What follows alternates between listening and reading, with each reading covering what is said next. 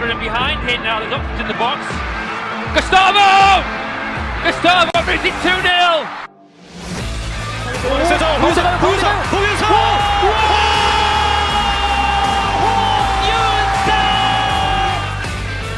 Last second, will it be now? Towards the back post, across goal! They have it! The substitute, Cho Yu-sung!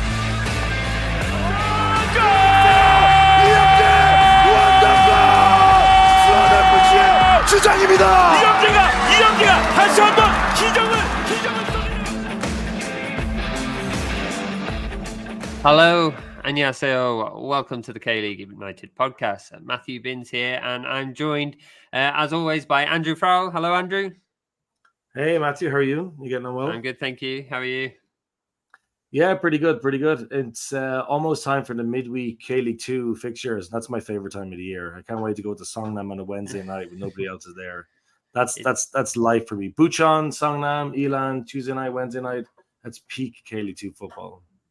Peak K-League 2 football. And, we're going to be talking a bit more about K-League 2. But first, a man who might be supporting a team who could well be back in K-League 2 next season. Paul, you're back on the pod. How was your time away? It was good. I went to Gangneung to prove that you can have a nice time in Gangneung if you just don't go to the football. So it turns out you can, yeah. It turns out you can have a nice time in Gangneung if you just avoid the football altogether. So, yeah, it's nice. You didn't spot any K-League players in brunch cafes or anything as you've done previously? Not this time, no. I spotted Lars Veldevik in a Yang Yang brunch cafe 2 years ago, but none this time. I was thinking, because it was obviously international break, and I was thinking, I wonder what the Gangwon players are doing, because they must like go to the East Coast during the off season or during the international break, surely. But no, I didn't see any, unfortunately. Yeah.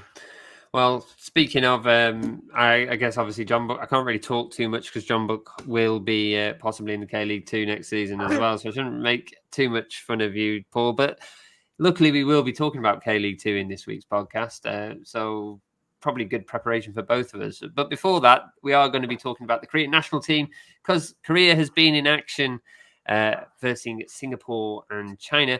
We're just going to really touch on this a little bit because there are a lot of takes out there. A lot of people have already dissected it to death. I don't know how many more takes we can make that would be unique and interesting, but we should really talk about both of them because it was helmed by Kim Do-hoon as caretaker manager. He took on Singapore, coming out 7-0 winners away in Singapore, before then getting a much-needed 1-0 win against China to ensure that Korea go into pot one of the next stage of qualifying.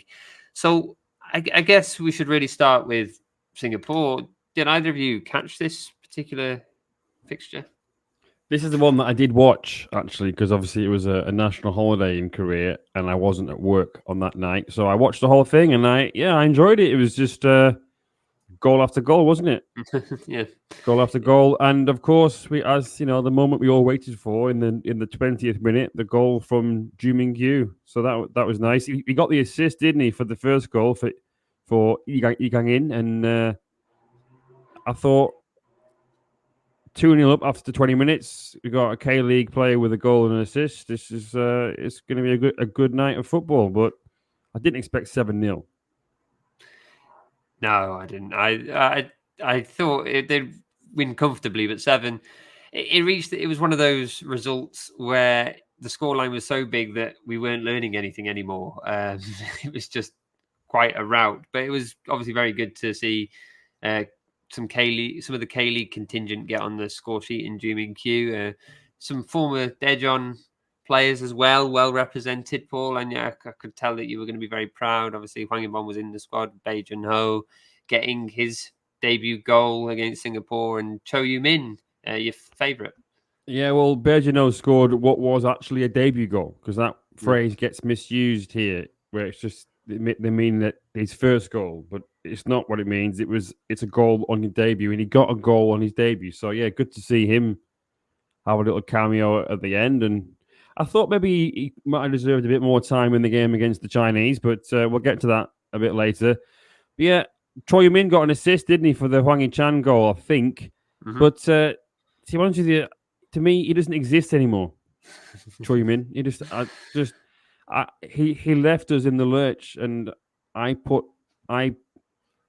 sort of put some of the blame for what is happening at Daejeon at his feet, because he left 2 weeks before the season's about to start, and it's not as if he's going to Europe. He went to the Middle East. Not even not even Saudi Arabia. He went to the UAE. So what a weird move. So I mean, he's getting a run in the team now for Korea, and maybe this is the future of Korea's centre back options. But he's not going to grow, is he? In the UAE, he's not going to get any better in the UAE at all. But yeah, I don't know. Mixed feelings about that one for me. Definitely not bitter by the sound of it. Definitely Andrew, not bitter. how you caught any of the Singapore match? I did. I watched, because as Paul was saying, it was a holiday over here, and the late kickoff was really helpful for me. Just like the biggest thing about that game was I've been to so many Korean national team games throughout the years. I don't know how many I've been to, but it's always a struggle. It's always a struggle to put teams away. Teams like Thailand, because I saw Thailand playing here in March and they drew 1-1. So it's kind of refreshing to see a Korean team actually completely and utterly batter a team that you would expect them to score plenty of goals against. And I that was pretty fun. I thought I really enjoyed that part of it because I've been to so many games, and it's always like dominating possession, dominating territory, plenty of chances on goal, plenty of chances on target, but it just feels like a lot of the people are at the game, and it was a touch of this last night against China that they're almost there to watch the stars, there to watch Son Heung-min and Lee Gang-in, and like the result is almost secondary to this type of a thing. But when you see them going away from home and scoring 7 goals like that, I thought it was pretty fun. And like I don't find a lot of the national team games that exciting, but that was definitely up there as like definitely one of the more enjoyable games I've seen in a really long time. But it was nice to see the K-League players contribute really as well, because obviously Park Sung-uk came on and he got an assist, didn't he, for the 6th goal, and then he got an assist for Kim Jin-soo as well. So it was nice. It was nice to see a bit more K-League representation in that side. Yeah, certainly a more rotated squad. Obviously, there were some some changes enforced, some of those changes, but for a lot of it, Kim Do-hoon, he chose some players that he knew. Obviously, some players everybody knows as well. Son Heung-min and Lee Kang-in, I thought as well. They did very well. It's not really a hot take to say they did well, but it was good to just see them just playing at their best and cutting through this Singapore side. But yeah, fun game. The Singapore one, not so fun. Obviously, it was a few days later against China. Just a 1-0 here, but it did. Yeah, it was an effort at times. Andrew, it was reminiscent of so many of the games we've seen throughout the years, like under Bento, under Klinsmann, and now like recently, like it's one-way traffic, and it's almost like we've heard the song before, we've seen the playlist in the past, and it like you said, like it's an effort. It's difficult. It's a difficult watch. Like I don't remember anything happening in the first half in that game, and then in the second half they scored the goal. I was disappointed that Ju Min-gyu didn't start, but then when he came on, I was kind of excited to see how he might link up with Son Heung-min. And I don't know if you noticed it, but there were a couple of times where Son Heung-min would try to play him in behind, and the ball just didn't seem to fall his way, or like their signals got crossed. And I was hoping that like Ju Min-gyu would get the goal that would kind of put the game beyond doubt, but it just never felt like they were on the same wavelength for most of that game, or like kind of 30 odd minutes that he was on the field. But it's a type of Korean game that we've seen so often before, where they're just dominating possession, they're dominating territory. They've loads of chances on goal, loads of shots on target. But I don't know how to say this as politely as possible, but it almost feels like it's an exhibition to laud praise onto Son Heung-min. And then there was one moment late on in the second half where he beat a couple of men on the left-hand side, and it was brilliant piece of skill. And he gets to the goal line and he wins a corner out of it. But it was kind of hard to tell who the commentator was at that moment, because all 3 men were screaming at the same time. And it just feels like we're watching these games to admire Son Heung-min, but not the result is almost secondary to that, if you know what I mean.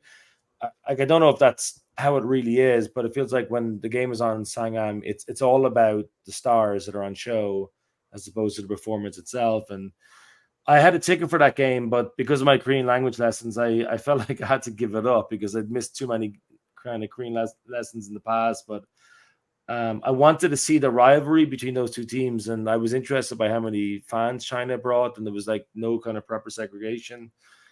That part of it looked really, really interesting, and I'd like to have seen kind of what noise the Chinese brought. But in terms of a game of football, I found it completely unmemorable.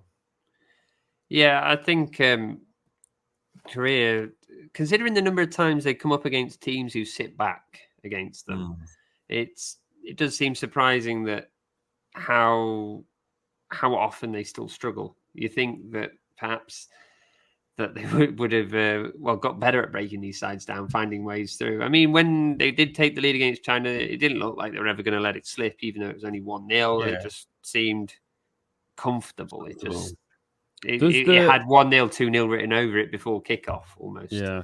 Does the hysteria of the Sangam crowd act as a hindrance, do you think? I mean, about 10 years ago, I remember some comments that Key made about the crowd being too loud. And I thought at the time that was what a ridiculous thing to say about, the crowd and whatever.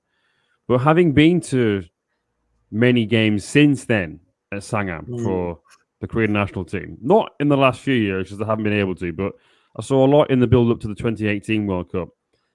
And it is like a pop concert, as we've talked about many times before. Maybe that atmosphere just isn't conducive to a sort of calm, confident display for the team. I'm not sure. I mean, it's an interesting take.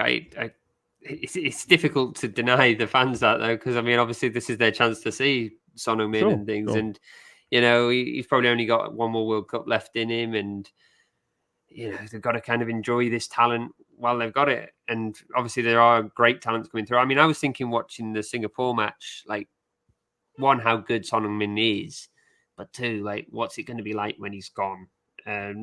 Not because I want him gone, but because, like, it's a big mantle for Lee Kang-in. Lee Kang is obviously a very talented player and things, but you just wonder about that squad as well. And you wonder, you can take the draw of the fans into that account as well. Like, we're talking about sellouts at Sangam. Is it going to continue to be sellouts? Because I seem to remember before the 2018 World Cup, you just turn up for a Korea game, you get tickets. Yeah. So it feels like, I mean, it's great. It's great that there's a higher interest in football, and we're seeing that in the K-League as well. But yeah, it is interesting that you say that, because it isn't like I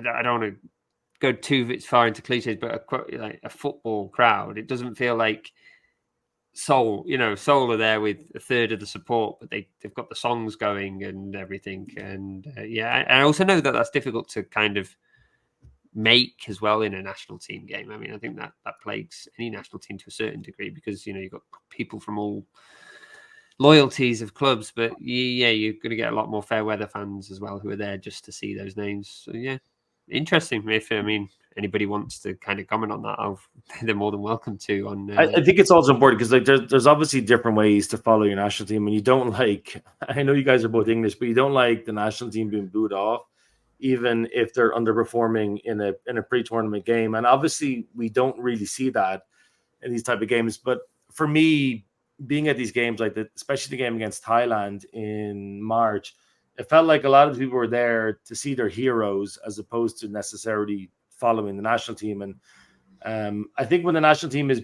struggling, like, because you feel this when you're at a game, even a club game in Korea, like you'll notice this when the national team or your club team is struggling.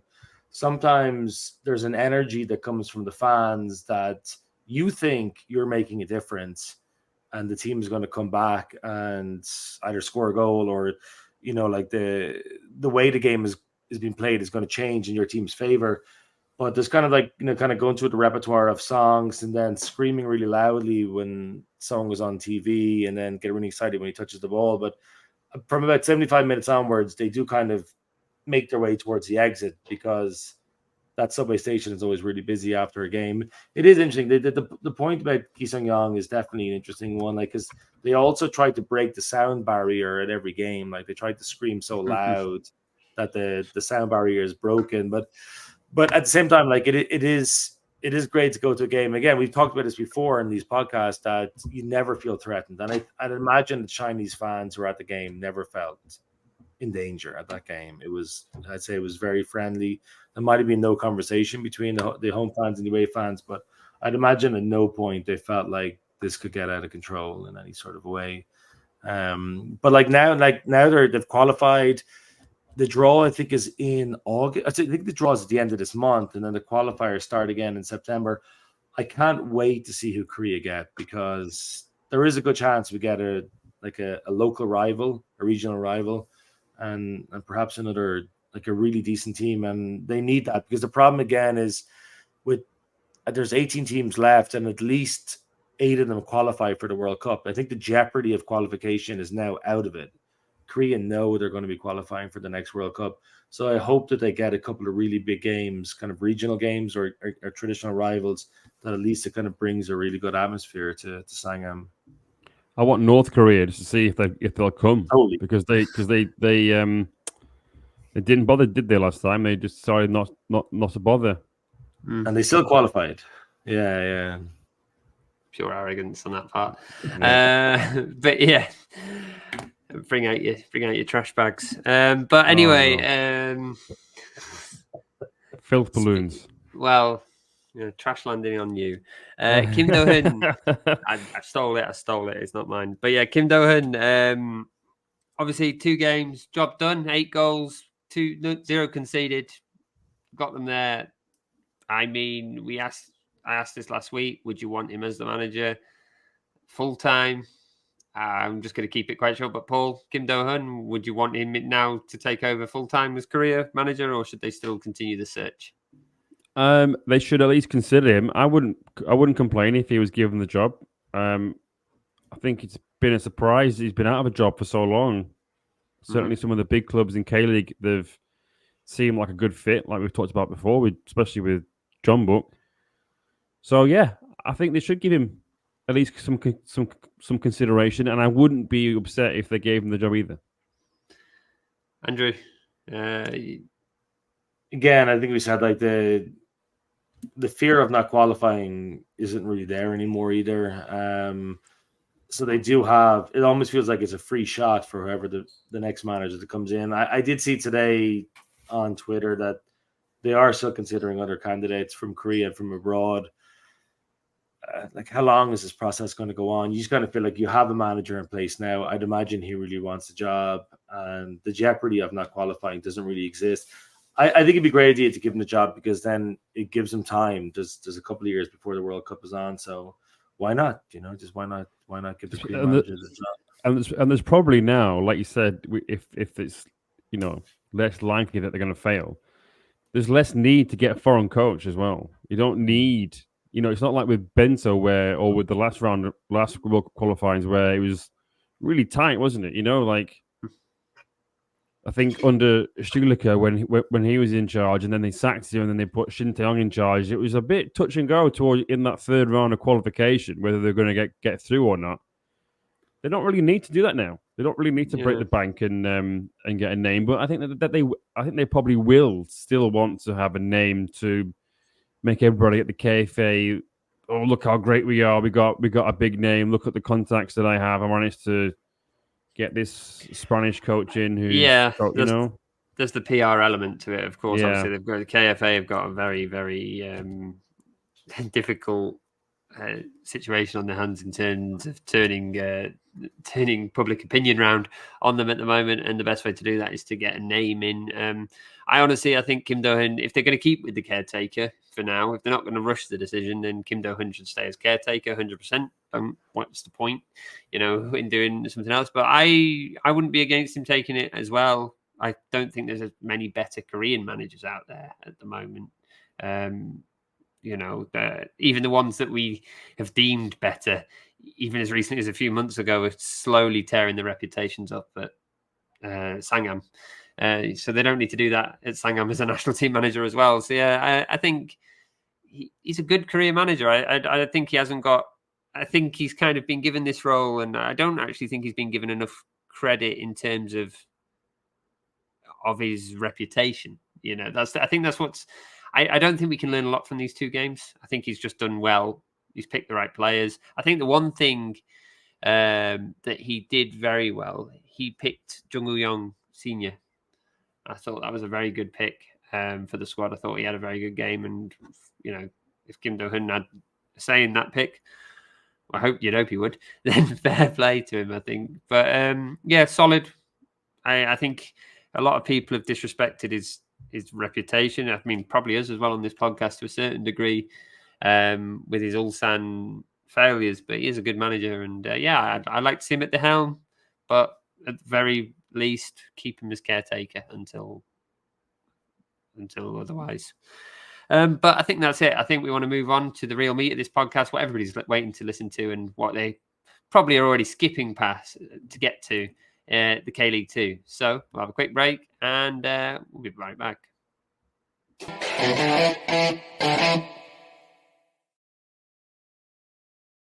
Okay, welcome back to the K-League United podcast. That was a very quick break. I love those quick breaks. It was a quick break. It was a quick break because, we don't want to lose people. Please keep listening. There's always a risk if you give them a 30-second advert that they just don't come back. So we just give them the 4. But I'm sure they've stuck around for this because we are going to be talking about the K-League 2, gentlemen. It's been a while since we've delved into it. And we're only going to really touch the surface today because there's so much that's going on in the K-League 2, and this season is no different. So what we're going to simply do is go through our. We're going to pick one team each that we think are doing well. And when I say well, I don't just mean top of the table, though that might be one of the picks, but a team that is doing better than we expected, perhaps. And then after that, we're going to look at teams that have not done as well, and then we'll have some times as well for some honourable and dishonourable mentions to make sure we don't get any complaints in from any teams we've missed. But let's start with the positives. Paul, K-League 2 this season, we're at round 15, or 14 if you certain teams, depending, because odd number of teams. Who's surprised you in a good way? Gimpo. They are 4th with 6 wins, 3 draws, 5 losses, 16 goals scored, 17 against, and they've amassed 21 points so far. I think given how much they overachieved last year, many would have expected them to be a little bit quiet this year, but they're doing very well. And this is considering that they've had to begin the season away from home. So of the 14 games played, 11 have been away from home in the league. 11. Okay. So it might have looked like a slow start, which it kind of was, but they actually only lost 3 games on the road in that time. And 2 were by just 1 goal. They picked up 18 points from their current 21 on the road. So that's the hard part out of the way. They 10 of their next 11 matches are at home. And then after that, it's 5 out of 11. So kind of back to normal to sort of end the season. But I think this 2-month stretch of games will show us if Gimpo are playoff contenders like they were last year. Can they make the most of that home advantage? But I think what's gone well for them, they have the character to see games out. Once they take the lead, they tend to win. 7 times they've gone ahead in games, 6 wins and 1 loss. They are accurate in terms of their shooting. They are joint 3rd in that regard at 41.5%. And also they are less reliant on Luis Mina, who was their main goal threat last year. He's got 3 goals this season, but so too has Leonard Plana, who's got 3 and also got 3 assists. So they are quite... So although that is some things that have gone well, what's a concern is their goal tally is very modest. It's the joint 4th lowest in K-League 2, a low number of shots. So despite them being accurate, they don't actually dispatch that many shots. And they've only beaten Busan in terms of teams in the current top 5. 5 of their wins have been by a single goal. So they've only had 1 game where they've won by more more than 1 goals, and that was a 3-1 win against Gyeongnam, who currently sit in 12th place. So they also find it hard to come back from behind. They've gone behind in games 6 times and lost 5 during 1. But then again, Anyang have only picked up 1 point from losing positions as well from 3 games. So and Suwon Blue Wings from 8. So, I think all things considered, Gimpo fans be very, very happy with how this season has gone, because they've had to sacrifice half of their season for a very odd-looking bit of construction work at their stadium. Not what we thought it was. It's not worth forfeiting half of your season being away from home. Certainly not. But they've come out of it unscathed. So really, really great start to the season from them. They are just slightly ahead of that middle pack. They've got a point more than Busan, Blue Wings, Cheongnaam, Bucheon, Chungbuk, Cheongju, who are all on 20 points. After this international break, how can they sort of acquit themselves? Very, very sort of interesting to see. But yeah, great start to the season from Gimpo, and I'm just surprised because of how well they achieved last year. Can they do it again? I wasn't quite so sure. Yeah, I mean, I think it's a very good point there about how much they've had to struggle at the beginning of the season by playing away. And the best bit for them now is that because the teams around them, they're probably going to pick up. We've had a lot of teams underperforming. We're probably going to touch on a couple of those teams that have been underperforming, but we could perhaps still expect them to come good given the talent that they've got. And it bodes well that Gimpo now just has home games as well.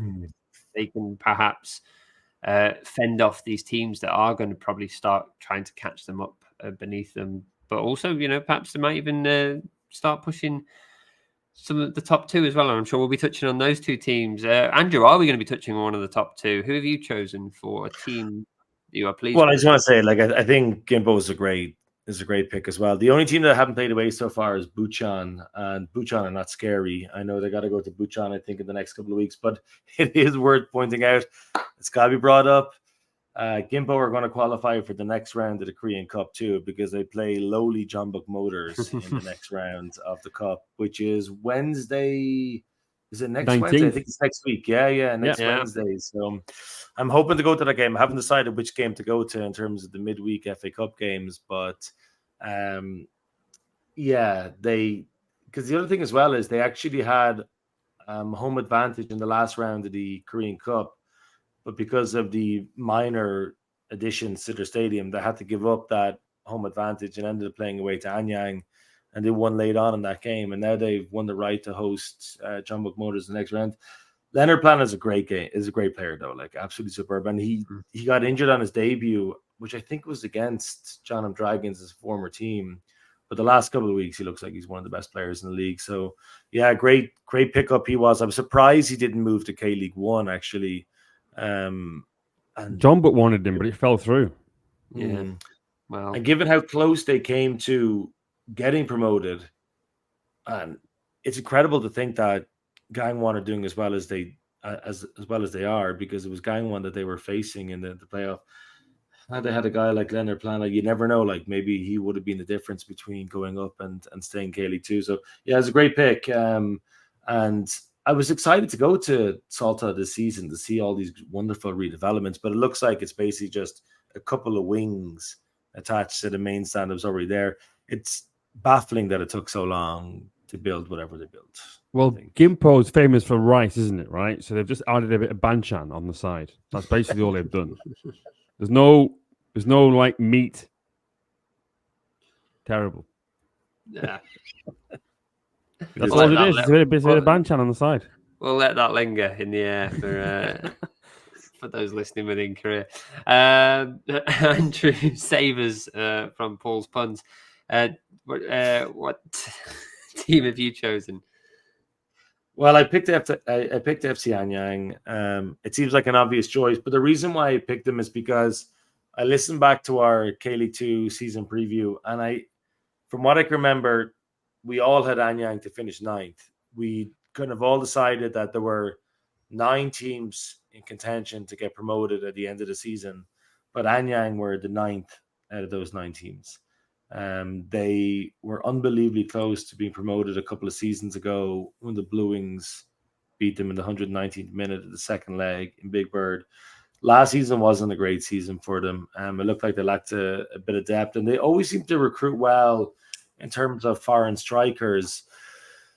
But then for various different reasons, those goal-scoring foreign strikers seem to move on, and then you're never sure when that kind of run of good luck with regards to your recruitment is going to run out. But so far, played 14 games, won 9, drew 3, lost 2.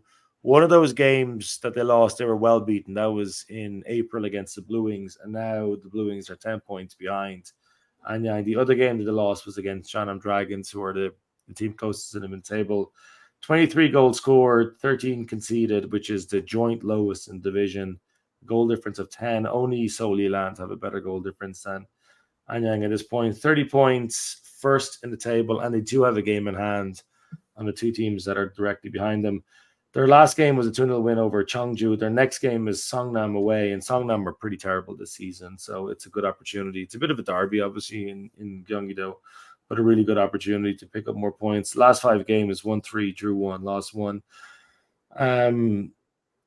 The successes this season, I think, have come down to really good recruitment in terms of foreign players and homegrown players, and also there was a change in management in the offseason. Yu Byung-hoon is now the new manager. But the squad depth, you kind of worried about that. I remember a little bit in the start of the season, because they did, in the middle of the summer last year, they were top and they looked geared for promotion to K-League 1. But then the season unraveled spectacularly, kind of from the middle point of July onwards. Ri Yong-jik is the big name who's come in this offseason. I mentioned on the podcast before, I think it's a great nickname. His nickname is the vacuum cleaner, because apparently he cleans up the defense in the midfield really well. It's just a perfect nickname for him. If you watch him play, like, he spends almost the entire game pointing and shouting at players where to pass the ball, who to pick up, where to go. He's like having a coach on the pitch. And he's got a huge amount of energy. He's got a great engine on him as well. He never stops running. He's played Japanese League 1, 2, and 3 football. So it's hard to know with a guy like him, do you think he could make the step up to K-League 1? Because he has played at the highest level of Japanese football, but he's also played in the third tier of Japanese football. But I think in terms of K-League 2 football, he's definitely one of the best players in the league so far. He's picked up a couple of goals. He's got 1 assist, and he's got a fierce shot on him from about 30-odd yards. So he's been a really good signing so far. Kim Da-sol in goal as well, picked up from John and Dragons. Didn't play a lot last season for the Dragons. He's one of the best goalkeepers in K-League 2 so far this season. A career veteran. He's got K-League 1 and K-League 2 experience. Kim Dong-jin, they love Kim Dong-jin. He's one of the most impressive players in K-League 2 so far this season at the back. I think one of the things that worries me most about Anyang, though, I don't know if you guys would see it the same way, but we talked about Gimpo last season, because I had Luis Mina, who contributed about 50% of the goals in terms of goals scored and assists last season. This season, Bruno has something similar with Soliland. When you look at Anyang this season, the goals and the assists are shared amongst everybody in the squad. There is no player who's near the top of the table in terms of goals scored or assists. Iago Matias, who's been a great signing, the number 7, he's got a really good left foot on him. Dan Relay, Kim Eun, who kind of came from nowhere this season. They've all picked up goals and assists, but I wonder when it comes towards the end of the season and the squad depth is tested a little bit more, will they miss not having a guy who's going to score 15 or 16 goals a season? It looks like they got plenty of players who can score 8 or 9 goals and have 5 or 6 assists, but I just get a feeling that they might lack that type of striker like Bruno is at Solly at the moment, who's going to guarantee you 15 or 16 goals this season. That's the only thing I can say so far, because defensively they're really good. They are creating a lot of chances. The goals and assists have been leveled out, but they do have a small gap at the top of the table. They do have a game in hand, but I just wonder towards the end of the season if they could pick up a guy like Leonard Plana or Valdivia, who might get you 15 or 16 assists. Luis Mina, 15 or 16 goals. I wonder, is that just a thing that could hold them back? But so far, I have Anyang as my surprise team of the season. Yeah, surprising. And that's why we never go back and listen to those early podcasts again. We try not to remind people that we put teams like Anyang in 9th because we're never right. And that just goes to show it. But yeah, Anyang having a good season despite everything that we thought. But as always, what do we know? Speaking of what do we know, here's one team that we thought might do okay. They had lost Leonard Plana to Gimpo, and that's Jeonnam Dragons. Well, the second. If only Ryan was here now, because they are in their pomp. They seem to have really got a good team atmosphere under manager Yi Jiang Quan. He's built a really hard-working side. In fact, their last 6 games, they're unbeaten. 4 of those last 6 games, well, 5 of those last 6 games they've won. 4 of those last 6 games they've had to come back from losing positions to get the 3 points as well. He's built this really determined squad. And he's turned Kim Jong-min into a goal scorer. Kim Jong-min, his previous record in a season previously was 5. That was at Gangneung in K3 League. He's flirted with the K1 in the past with a couple of appearances at Suwon Blue Wings, but he's never been a goal scorer. And now he's sitting top of the K League 2 scoring charts with 9, having signed from Cheonan at the start of the season, where he'd only just scored 1. So to have him, just seamlessly come and fit in and find his scoring boots has been a massive... It's the food. Yeah, it's the food. Something Jolado, in Jeonnam's it's the obviously food. working for him. Yeah. And they've managed to also acquire the current top assist maker in K-League in Montano. They signed him from Dragon, El Salvador team. Perhaps they signed him more for his goal scoring record because he was in double digits with them, but he's been quite the contributor to Jeonnam's attack. They still have last year's MVP on their books in Valdivia as well. And basically, they've just been... It sounds very simple, but they've just been very good at creating chances, creating scoreable chances. They have quite a high XG for this division, and many of their goals come from within that in the box. And you're wondering how Kim Jong-min's so high up in the scoring charts. He's just there. The ball, they'll get it to him within the 6-yard box, and he'll just stick his foot through it, and it'll go in. And it's working for them. It's simple football. But I think the funniest thing for me really is they're 4th for conceded goals. They've just blown caution to the wind. They lost their opening game, and then they had 4 clean sheets across all competitions, 3 clean sheets in the league in a row, 4-0 and 2 1-0s, and they also had a 1-0 in the cup as well. And then they just lost 5-1 to Blue Wings. Everything went wrong, absolutely thrashed. And after that, they went, well, forget this. We'll just play all out attack. And they've only had one clean sheet since, but they've not lost. Oh, they have lost since, but they've just gone mad going forward. And every game's been exciting. So, yeah, it's really fun to see them at the top of the league. I do think that lack of defensive... I do think that they might get caught out with that as the season progresses. They are conceding a lot. And if the goals do dry up, because Kim Jong-min isn't a goal scorer, he's scoring goals. I do worry that he won't be able to contain this for the length of the season, or people will quickly figure him out and he's going to have to change his game somewhat. But they are doing well at the moment, and it's a good time to be a Jeonnam fan. So, yeah, they are my surprise pick because they're in second at the moment. But, yeah, I think as well, before we move on to our disappointments, I'd also give you a chance to have one additional honourable mention. No explanation, or one sentence at most. I don't want to hear in depth, but a team that's impressed you other than the 3 that we've mentioned. Paul, an honourable mention? Jeonnam Asan, just because they're 7th. Sorry, just because they're 7th on the same number of points as Busan, Blue Wings, and Bucheon. And I just didn't expect them to be there. Fair enough. I'm gonna make it worse for Andrew. I'm gonna choose Seoul Eland just to keep taking them away, because Seoul Eland are in 3rd, and we're not talking about them this week purely because we've spoken enough about them in recent podcasts. That's the only reason. Go back and listen to them. We would appreciate it. But Seoul Eland doing great things at the moment. Would equally be worth a mention as our main picks, but they're just honourable for this one. Andrew, another team worthy of an honourable No, well, mention? I was going to go for Cheongnamastan. I feel like I should buy a Cheongnamastan jersey at this point because they just look like the most 10th place team that you can imagine in K-League 2 football. I saw them in the opening game of the season. They lost 2-1 to the Blue Wings, and they were decent on that day. They have a great record of 15 games played, 5 wins, 5 draws, 5 losses. But their most recent performance, I know we kind of touched on it last week, was one of the most epic K-League 2 games of all time, where they had 9 men against Channan's 10 in a derby, and they won the game in the 111th minute, despite having 2 men sent off. It was utterly bonkers how that game ended up. And yeah, like, you know, it didn't look good for us. I don't think they're going to go up, obviously, and I don't even think they're going to be anywhere near the playoff spots at the end of the season.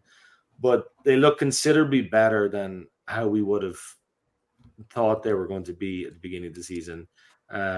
So great, great for them, because the other teams above them at the table at the moment, we all expected those teams to be there. Like, I think I had Seoul Elan to finish third at the start of the season. Now they're definitely more exciting than I imagined them to be, but Asan, Cheongnamastan are the team that are higher up the table than I expected them to be. So therefore, I would expect that I would pick them to be the close run in terms of one of the more surprise packages this season. It's not worth going to Eastern Chin Stadium for, though. Don't get me wrong. You don't need to go there. Fair enough. All right, then we'll have a quick break, and then we'll talk about our disappointments.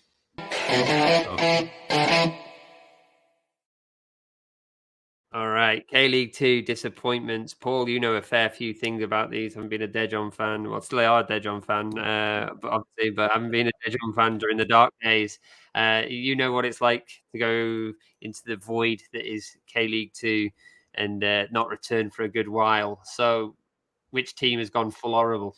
Full horrible. I think Songnam have gone full horrible, or they're getting close to full horrible, because I just thought that with the spine of a team made up of Yu Sang-hoon, Yoon Young-sun, Kim Ji-won, Han Suk-jong, Ali Bayev, Jung-won Jin, and Lee Jong-hyuk would be as strong as most, if not stronger than any of other team in K-League 2.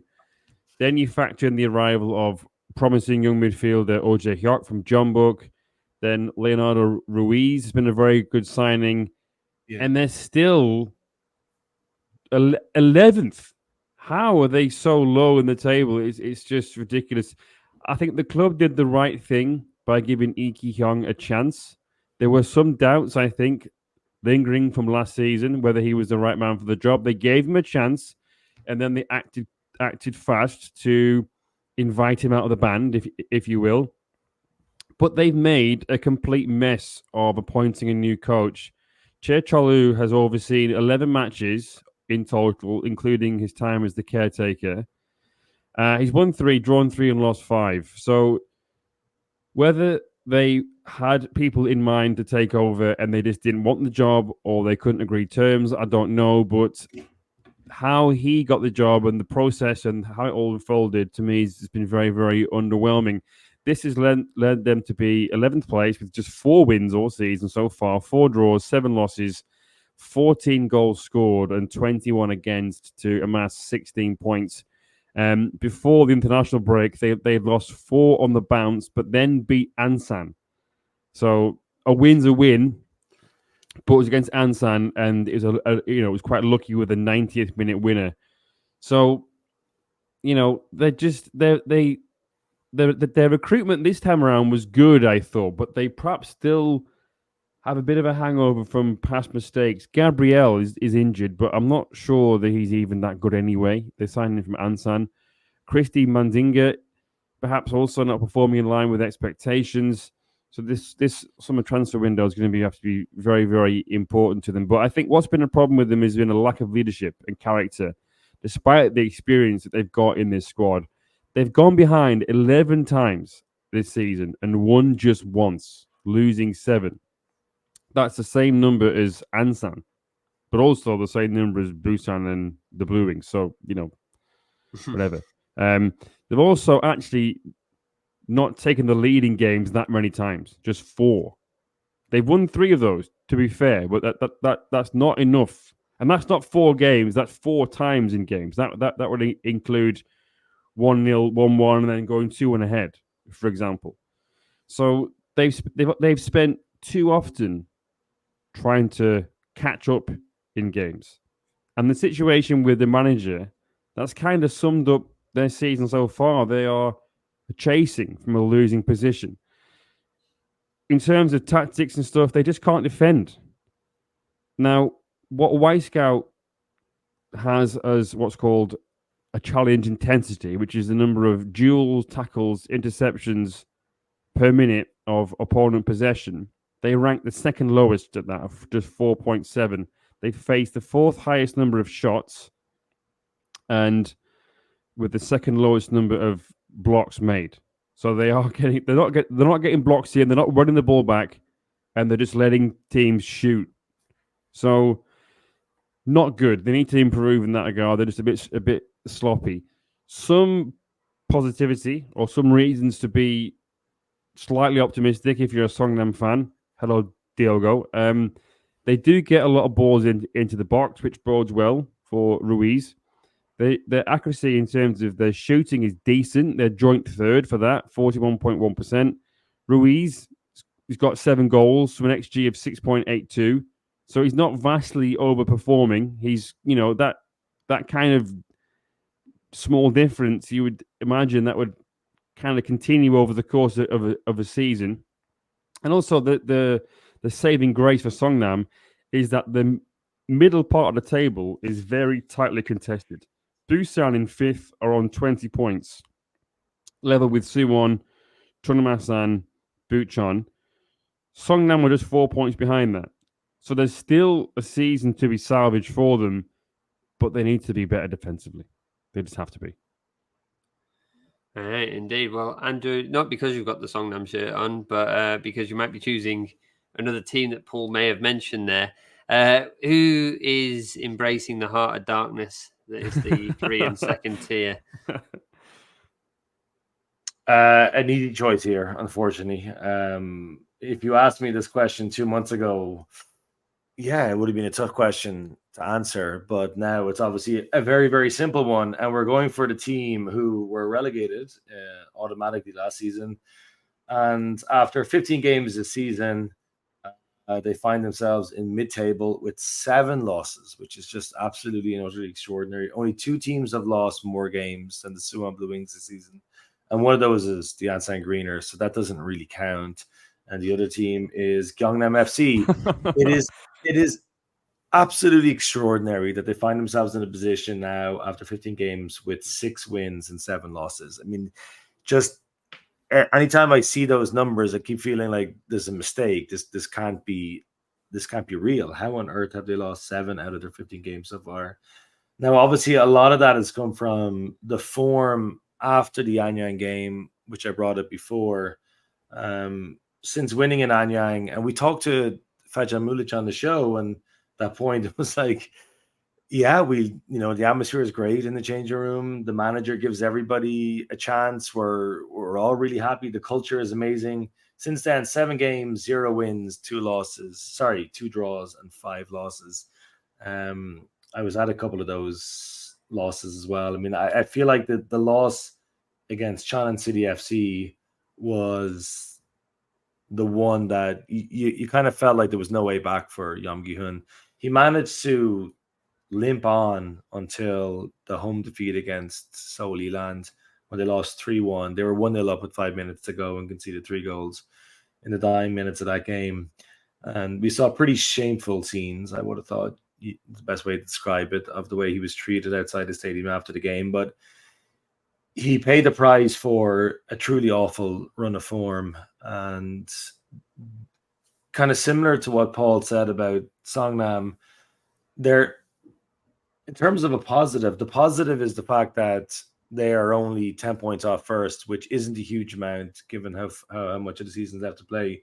And I guess they don't really need to finish first. They just need to make sure they finish inside the top 5 and then as high up as they possibly can. But when Young Gi-hun was the manager, they seemed to set a lot on this 4-2-3-1 formation. And I talked about this with Matt and Luke a couple of weeks ago. The problem with a 4-2-3-1 is when your two central midfielders have no discipline defensively, it just simply doesn't work. And I've seen Suwon fans referring to Lee Jong-sung as the Korean Declan Rice. I just want to bring that up again because it just seems so ludicrous that he'd be called the Korean Declan Rice. Because when you watch back the goals that they conceded, now he did score the equalizing goal at the weekend before the international break against Busan.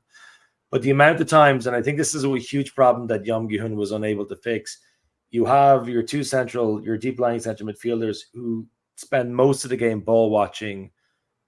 Suwon have the majority of possession. They've loads of chances in goal, but they're not able to score. They haven't kept a clean sheet at home all season. And when you have these two central midfielders who are ball watching, they see the ball going left and right, but they're not tracking whoever it is that's coming into the box from deep. The amount of times you see a striker or a midfielder coming into the Suwon box unmarked, and they essentially have a tap in, and it's always the same two players. It's Lee Jong-sung plus one, who have just basically been ball watching. They're not picking up the man. They're not identifying where the danger is coming from. And I think that's a huge reason where they are where they are. Now they've only conceded 17 goals, which isn't near the worst in the league. But they are talking about the Suwon Blue Wings here as well. We're not talking about Ansan Greeners or like Cheongnam Asan here. We're talking about the Blue Wings. So I think that was a huge problem that Yeom Gi-hun wasn't able to fix. A couple of other issues existed for them then as well. Kim Yeon has got 4 goals and 4 assists for the season, which is probably further ahead, more advanced than we thought he was going to be able to do. When you look at his history as a striker, his form has tapered off recently, and Mulic is the top goal scorer. He's got 5 for the season with no assists. But the problem with Mulic, and I can think of top of my head, Cheongnam Asan at home, Ansan Greeners away, Seoul Leland away, Cheonan City FC at home, where he's through a one-on-one with the goalkeeper and he never scores. He never scores in that position. And you just simply can't have your lead striker who doesn't put those chances away. So it feels like for the Blue Wings that there's problems everywhere. There's problems at the back. There's problems in midfield. There's problems with the goal scorers. I thought Kim Ji-chan was going to have a breakout season this year. He scored 5 times in K-League 1 last season. He still has no assist to his name, and he's one of their 3 attacking players. He's only scored once this season. There are problems everywhere. I think, obviously, for the new manager, Byung Sung-won, he needs to sort out the defense. They got to stop conceding goals at home because they're not scoring any goals. And every time they concede a goal in Big Bird, they need to score at least 2 to win a game. But they're not scoring 2 goals anymore. So they need to stop leaking goals at home. They need to be tougher to beat away from home. They need to have... He went with a kind of 3 at the back with 2 wing backs for his first game against Busan. I get the feeling he did that because he realizes that they are conceding too many goals and conceding too many chances. So having that third central defender should give them more protection at the back. But I worry about the Blue Wings. I had them to finish first at the start of the season. There's still a long way to go. They have the players to rebound from this. But the evidence in their favor is very weak at the moment. So I honestly don't even know what to say. Like I said, their problems are running all through that team. And sorry, there's one last point as well. Their center backs keep getting sent off, which is another major problem to have if you're trying to get promoted. It sounds like Yeom Ki-hoon's whole approach was just vibes. His whole tactical and leadership approach is just have fun, lads. And then that's been it. And that's what's... I mean, he shouldn't have been given the job in the first place. He should never have accepted it. But like you said, Andrew, the treatment of Yeom Ki-hoon by the fans is I'm sorry, but been an absolute disgrace. The fact that you would boo and harass a club legend like that. I know it's not gone well as manager, but there's no need for that kind of behaviour. Absolutely no need whatsoever. That's terrible. Yeah, agree. Well, And because of his selflessness, he could have retired, but he had his arm twisted, didn't he? Or can you just carry on for another season? And he was still obviously technically part of the playing squad. And then he obviously, being selfless and just sort of, okay, I'll take control as a caretaker. He's been denied that sort of farewell, for a player who's won the FA Cup a few times with Suwon, memorable nights in the ACL. It's like he's going to have to wait now, a few years for the dust to settle, for Suwon to go back to K-League One and everything to be fine again, and then he can have some kind of goodbye or some kind of moment with the fans. I was thinking that the lack of a ceremony. Last season would have been a bad year to have it because they were relegated, but it felt like he's been robbed that opportunity to walk out onto the halfway line before a game and have whatever number of fans are there, 20,000 people, 10,000 people, giving him a standing ovation and putting him off. The way he was treated, it feels like they'd almost need to go straight back up this season and win K-League 2 at a canter for them to kind of haul him back at the last home game of the season. But then you wonder would he even want to do it after the way things have worked out for him. I brought this up on the podcast a couple of weeks ago as well. It seems like nobody was advising him, that he just listened to his heart and didn't listen to his head. If he I don't know who his agent is, if he even has an agent. Whoever guided him down that path should be fired instantly as well, because he's had a front row seat to how much of a basket case the Blue Wings have been over the last couple of years. To think that a man with absolutely no experience is the guy to lead them back to K-League One is absolutely shocking. You can see why the Blue Wings went for him, because it seems like they're a poorly run club. But why on earth he would basically sabotage his young managerial career by taking on that job? The whole thing is a complete and utter shambles from him and from the club. And the only one I really care about, the only one I feel sorry for, is Yong Do-hoon in this as well, because he probably led with his heart as opposed to his head. The club is poorly run. Who knows what's going to happen to them now? But a bona fide legend has been denied his opportunity to say goodbye to that club. I think that's the biggest shame in this. Yeah.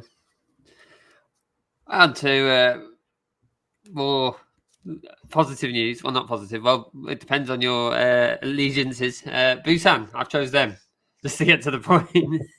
Because, as you've kind of mentioned there, really, they're one of a few teams that are around fifth, but we did expect a lot more of. We did expect them to be contending with Suwon Blue Wings for the K-League 2 title.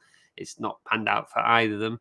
Simplistically, they've just not recovered from the end of last season. That's perhaps oversimplistic, but they did end that season so badly. You do wonder of what lingering effects that had on the players that remained. It was such a young squad as well. You don't know how much it's affected manager Park Jin-sop and his thinking, but I mean, in some ways, they are just very much underperforming. They only seem to score against teams they're expected to beat. Like Lamas and Fessin, they've both got 4 goals apiece. They're the top scorers, but only one of those 8 goals between them are against promotion contenders. But that promotion contender Suwon Blue Wings, which we've just discussed at length. So they've also, Lamas, he tends to try, his shots tend to be glamorous, let's say. He tends to be looking for the Hollywood goal more than the simple one. Even his most recent goal, it was a penalty, and he did a really kind of weird, unique hopping, skipping run-up to put it away. It feels like that too many players are expecting that they're just going to be in the promotion conversation rather than putting themselves in the promotion conversation. They've also signed players that we thought would have the experience to take them up. Lopez, has shown flashes of his former self, but he was already his former self at Suwon, so it's now a former self at this point. And Byung-jun, well, they're having nostalgia. Nostalgia dictated that one. Obviously, very good player in K-League 2. Like the Rolling Stones on a comeback tour or something.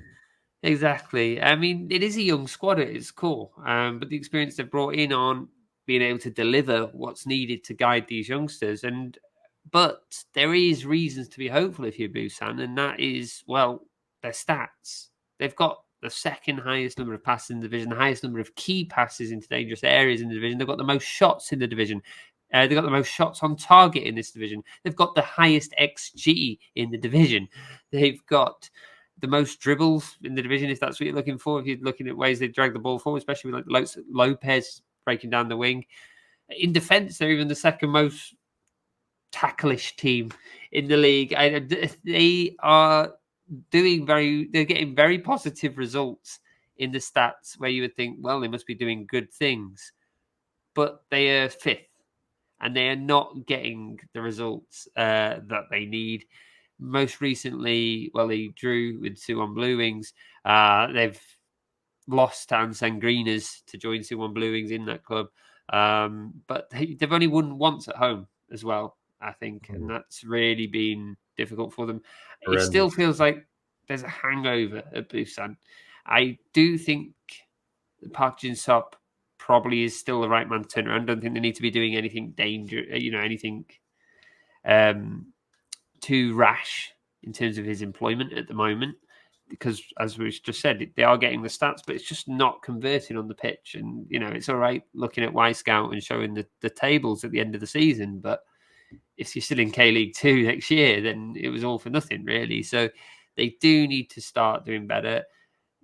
Your performances would suggest that they will start doing better, but at the moment they're not, and teams ahead of them are pulling further ahead, and it's going to be very difficult to catch back up. And we know how Suwon, could be talking about them as well, but we do know how Busan's struggling playoffs, and having come so close to automatic promotion last season, to lose it at the death, not once, not twice, but then 3 times in 3 consecutive weeks. It was really quite a lot for them at the end of the season. And yeah, they just really need to get their act together a bit more. So that's why I've picked them. But yeah, perhaps they'll be all right. There's room for optimism there. That's it really for everything we're going to talk about this week. There is time quickly for any last minute dishonourable mentions, I suppose. We've talked about Ansan Greeners enough though, and I can't choose them again. I feel like we're picking on them too much. We do need to get Mike Brandon on at some point and just set the record straight on the Green Wolves, I think. But Andrew, anybody for your dishonourable mention? Yeah, well, Gyeongnam are the obvious ones as well, because they currently sit 12th in the table. They've lost 4 out of the last 5 games. They do play the Blue Wings, I think it is, this weekend, so they might pick up a win against Blue Wings at home. But and they came under Sol Gyun, like it felt like he was kind of cheated out of a job for this season. Like, it was that extraordinary decision where they decided to get rid of him before the season was over. And now they are in a way worse position than they were last season. So I don't know. I thought Gyeongnam were going to be in the playoff hunt this season. I thought Bucheon were too. But again, exactly like Paul said a few minutes ago about Songnam, a lot of these teams are currently struggling, and they're not where we expect them to be. But it only takes a couple of wins, and they might be up in 5th place as well. But at the moment, 4 losses out of 5. They made an horrendous managerial decision at the end of last season, and it looks like it's beginning to bite them in the rear end at the moment. So I would choose Gyeongnam, but there are a number of candidates. I mean, I thought Ansan Greeners would win K-League 2 this season, so I guess we should also. Paul, anybody you want to add? I was going to say the same, yeah, because I didn't expect that much from Gyeongnam. I don't think. I can't remember what my pre-season predictions were, but you just thought. I feel a little bit fooled by Park Dong-hyuk. Maybe we've all been conned by him because we thought, you can get away with being average when you're at Cheongnam Asan. He's got an excuse there. But now he's at Gyeongnam, and he's been backed. They've spent money in the transfer market and stuff, and they've just been hopeless, really, really, really hopeless. So yeah, I'm looking at the table now, and there's not many other teams that aren't really. There's not really too many surprises. Bucheon maybe, but then I'm not convinced by them either, because they're always just kind of nearly there, but not really. They'll get into the playoffs, but for no reason at all. There's absolutely no point in them even playing the playoff game. You know what I mean? Yeah. There's just no point. Yeah, the K League 2 dies death the day that there's no Bucheon on the fixture list. But yeah, okay, well, I'll round it off and just say Gyeongnam as well. But that's it really for this week. That's our K League 2. Well, we may as well go through the K League 2 fixtures for the weekend. Coming up in match day 17, Jeonnam are at home to Bucheon, Gyeongnam at home to Suwon, and Songnam at home to Anyang. They all take place on Saturday. On Sunday, Chungnam Asan welcome Busan I-Park, Gimpo Citizen welcome Ansan Greeners, and Chongbuk Cheongju take on Cheonan City, and the team that won't be playing is Seoul Eland. So another that's it for derby. us. Plenty derbies. I was going to say plenty derbies in K League 2. We got a great derby there between Chongbuk Cheongju and Cheonan, and Songnam and Anyang, Gimpo and Ansan. There's never a weekend without at least one derby in K League 2. So if you're living in the greater Seoul area and you're tired of Ulsan HD winning championship after championship, make your way to a K League 2 stadium, because you'll see fireworks. Yeah, maybe not. I don't think I can end it any better than that, really. So from myself, Matthew Binns, from Paul Neat, Andrew Farrell, Chachilson, see you soon. Thanks so much for listening. Goodbye.